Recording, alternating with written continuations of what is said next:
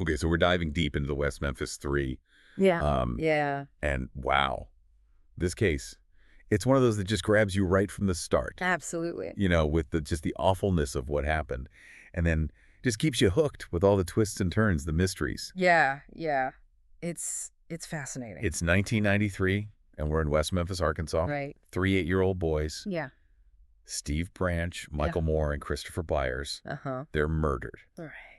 And eventually, 3 teenagers, Damien Eccles, Jesse Miskelly Jr., and Jason Baldwin are convicted. But there's so much controversy, so much doubt surrounding this verdict. Yeah, it's been going on for decades. Decades. Yeah. The material that you sent over focuses on the initial crime scene, the early investigation, and just like the first little bits of doubt that start to pop up. Yeah, the early stages are crucial. Right. So what we're going to do in this deep dive is we're going to walk through those early steps, those raw details, and try to see why this case, why it keeps fascinating people. Why does it keep dividing people? I think what makes this case so compelling is that it really sort of exposes, I think, so much about Oh, yeah. the justice system, about the limitations of evidence, and about how societal anxieties can really kind of shape the course of an entire investigation. And it's important, before we even get into any of that, to remember that before all the headlines, before the trials, before the documentaries, there were 3 little boys. Yeah.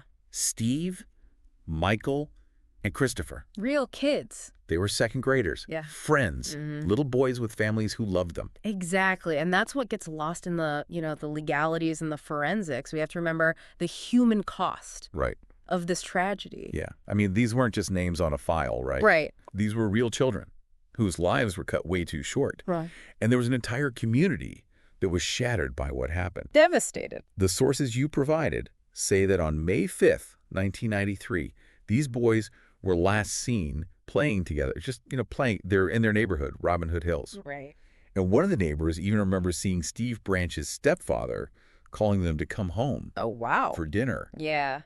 But they never showed up, and then a frantic search began involving the families, friends, police, pretty much the whole town. Everyone looking. Everyone was looking, yeah. That's that nightmare It's the nightmare. that every parent fears. Yeah.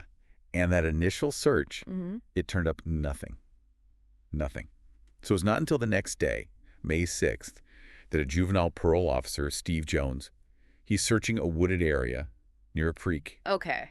And he finds something. Oh, no. He finds a shoe. A shoe? Yeah, floating in the water. A little boy's black shoe. Oh, God. That's when everything changed. That's when it changed, yeah. That one shoe turned the case from a missing persons case into something far, far worse. No. They followed that shoe, and they found the bodies of all 3 boys. Oh, my God. Submerged in the creek. And the condition of the bodies. Horrific. Really? It was awful. The crime scene, it was unsettling. Immediately unsettling. The boys were naked, hands and feet bound with their own shoelaces. Oh, God. But there was a pattern. A pattern? Yeah, in the way they were tied. Wow. That's... And her clothes, some of them were just scattered in the creek. Some of them were twisted around sticks, like somebody jammed sticks into the mud. Oh, that's weird. And 2 pairs of their underwear. Never found. That is chilling. That little detail, the missing underwear. Yeah. It adds this whole other layer. Like, what was the purpose? Yeah. It feels ritualistic. You know what I mean? Right. Almost like a ceremony, a ritual. It just makes you wonder. Yeah.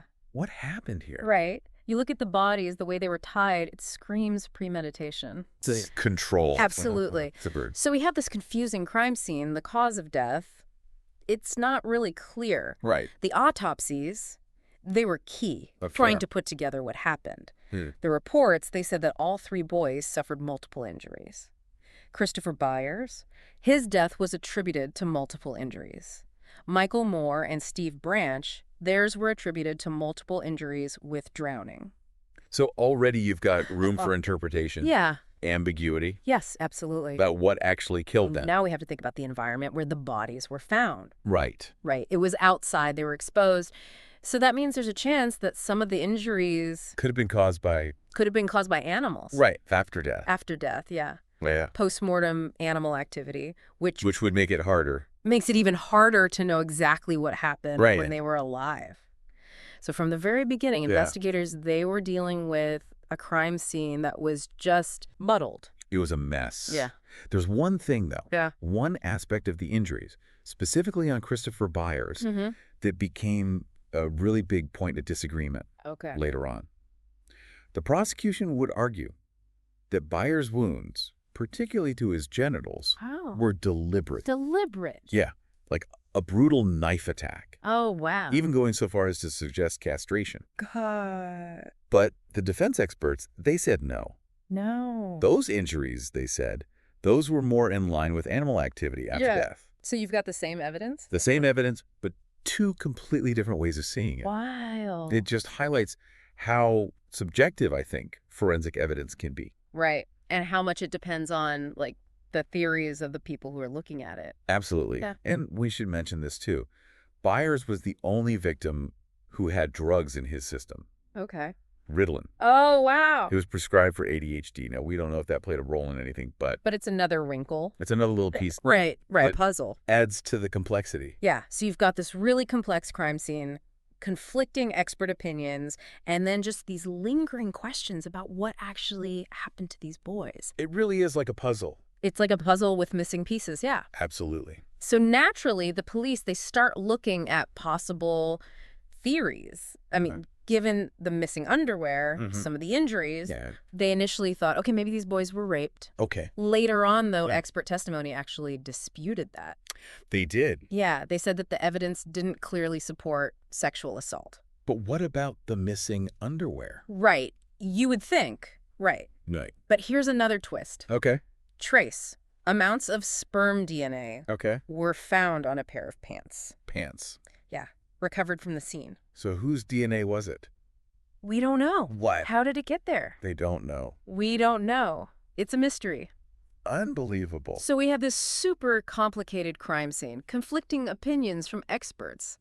And still so many unanswered questions. Yeah, about what really happened to those poor boys. It really is like trying to solve a puzzle with half the pieces missing and the ones you have don't quite fit. And that's just the beginning. I mean, as they investigated, they had to shift focus from the victims to the suspects, and that's when things get really controversial. Yeah, it is like a puzzle with missing pieces. And with a crime this awful, the pressure to find answers, to find someone to blame, it must have been intense. Oh, yeah. And that kind of pressure, it can lead to mistakes. It can, yeah. Biases in the investigation. Definitely. So as things ramped up, who did they start to focus on? Yeah. Who became the prime suspects? The investigation, it zeroes in on 3 teenagers pretty quickly. Damian Eccles, Jesse Miskelly Jr., and Jason Baldwin. Okay. These are the guys who would become known as the West Memphis 3. And they were kind of outsiders. Outsiders how? They were into heavy metal music, dressed differently, had this interest in witchcraft and the occult. I mean, knowing West Memphis back then, pretty conservative place. Very high. I can see how those interests, even how they looked, might have made them, stand out. Maybe even made some people uncomfortable. Exactly. It made them different. And in a small town dealing with something so horrible, something that no one could really understand. Yeah. These teenagers with their, unconventional interests, they become easy targets. Easy targets, yeah. For suspicion, for fear. It's important to remember, the social context of all this. Oh, absolutely. The 80s, early 90s, this wave of what they called the satanic panic. Oh, yeah. I remember hearing about this. It sounds almost crazy now. It does, right. But back then, people were convinced that there were, satanic cults everywhere. Like in every town, every neighborhood. Yeah. Like something straight out of, a horror movie. Exactly. And this atmosphere, this fear of Satanism, it definitely played a role in the West Memphis 3 case. You think so? Oh, absolutely. The prosecution would use the teenagers' interest in the occult to paint them as, as dangerous. Deviant. Capable of doing something horrific. It's actually scary to think about societal anxieties shaping a whole criminal investigation. It is, yeah. So was there any real evidence linking them to the crime? Or was it just based on how they looked, what they were into? That's the thing. That's the controversy. They did a thorough investigation. There was no physical evidence, no DNA, no fingerprints, no fibers connecting any of these teenagers to the crime scene. So what do they have? The prosecution's case. It rested on circumstantial evidence, eyewitness testimony that was later questioned. Okay. And this is the big one, the confession of Jesse Miskelly Jr. A confession. Well, that sounds pretty damning. What did he confess to? He confessed to the murders during a really long interrogation. Okay. But there were big doubts about whether that confession was actually real. Oh, really? How so? Well, for one thing, he took it back almost immediately, said he was pressured, intimidated by the police. Oh, wow. And there were these inconsistencies between what he said happened and what they knew actually happened at the scene. So his confession didn't match the evidence. Not exactly, no. Plus, Miskelly, he had a low IQ. He was considered intellectually disabled. So you have to wonder, was he really capable of understanding what was going on, what he was confessing to? That's really troubling. Yeah. It makes you question the whole interrogation. Yeah. You know, was it fair? Was it ethical? Big questions. So we have a case with no real evidence. Yeah. A questionable confession from a vulnerable suspect, and then this backdrop of satanic panic. Right. It's a flimsy foundation for a conviction. It really is. So what happened at the trial? Did the prosecution, did they push forward? They did, and they went hard with the whole satanic cult angle. Really? Yeah. They were saying these teenagers, they were members of a cult. They killed the boys as a sacrifice. Oh. It was a media frenzy. Everyone was talking about it. Yeah, I can imagine. It must have been tough for those teenagers to get a fair trial with all that going on. Oh, absolutely. The media, public opinion, it was already against them. Before the trial even started. Yeah, they were guilty in the public's eyes. So with all this doubt, did the jury, did they actually convict them? They did. All three were found guilty. Wow. Even with all those problems with the case. Yeah. Damian Eccles, he was seen as the leader, you know, because of his interest in the occult. Right. He was sentenced to death. Death row. Yeah. Jesse Miskelly Jr., he got life plus 2 20-year sentences. And Jason Baldwin, he got life as well.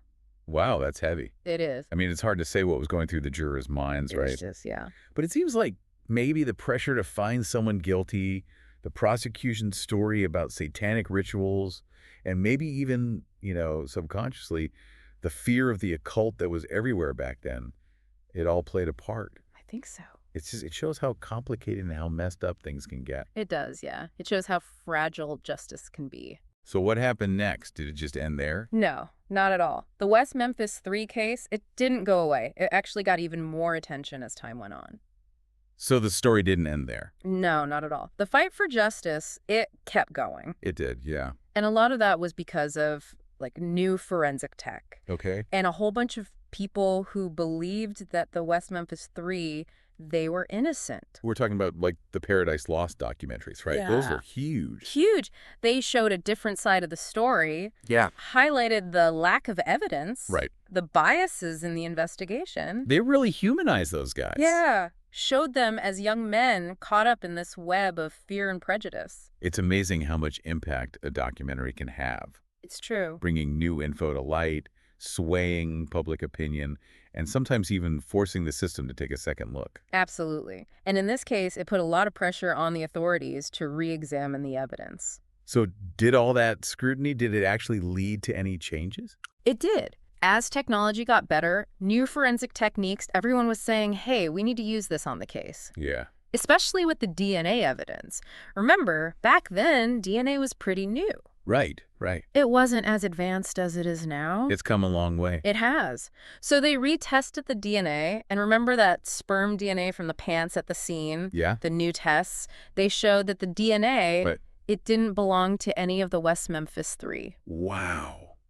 That's huge. It was. It blew a hole in the prosecution's case. If their DNA wasn't there, Right. it throws the whole thing into question. Exactly. It raised questions about who else might have been involved. Totally. So you've got this new DNA evidence. Right. And then there were also accusations of juror misconduct during the original trial. Oh, wow. All of that led to a big win for the West Memphis 3. In 2010, the Arkansas Supreme Court, they said, okay, we need a new hearing. We need to look at this new evidence. So after all those years, it seems like... Like they might actually get justice. Yeah, finally... Right. But then something happened. Something unexpected.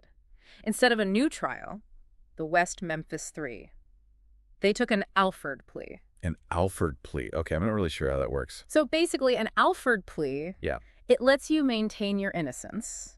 Okay. You're acknowledging that the prosecution, they might have enough to convict you anyway. So it's like a way to get out of prison without actually saying, I did it. Yeah, exactly. But it also means you don't get to clear your name completely. So they get their freedom, but they don't get vindication. Right. It's a compromise. It's tough. Yeah. Both sides often feel like it wasn't enough. I could see that. So for the West Memphis Three, it meant freedom after 18 years. Wow. But they didn't get to prove their innocence in court. It must have been such a hard decision for them to fight for so long. Right. And then to accept this plea. Yeah. That still says you're guilty. I think they were weighing the risk of another trial, another possible wrongful conviction, more years in prison against, just being free. Right. But from a moral standpoint, it's tough. It is. The real killer, maybe they're still out there. And the West Memphis Three, they have to live with what happened, with the fact that they were wrongly convicted. So on August 19th, 2011, Damian Eccles, Jesse Miskelly Jr., and Jason Baldwin, they enter Alford pleas. Yeah. They say, we're innocent. Right. But they acknowledge that the prosecution might have enough to convict them. And the judge accepted the pleas, sentenced them to time served. They were free. Finally free, but it was under this cloud of controversy with a crime that's still officially unsolved. Bittersweet, right. It is. It makes you think, what is justice? Is it just punishing someone? Or is it about the truth? It really makes you think about everything. Justice, evidence, public perception. It's a case that just stays with you. It does. It's a story that continues to fascinate and disturb. Absolutely.